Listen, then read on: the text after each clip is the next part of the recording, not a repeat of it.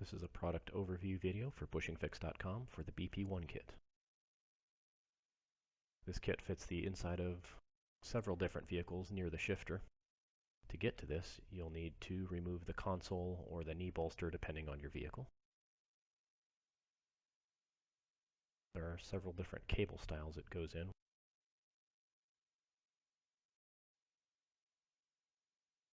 You can use the installation driver that's included with the kit. It makes it a little bit easier, but it's not necessary. It's also helpful to use that driver to push the bushing onto the pin after it's been installed into the cable. Some pins have a retaining clip, and if you remove one of those when you take this apart on the pin, you'll want to save that to put it back in when you're done. Other pins have a slightly larger head like the one shown in that picture there.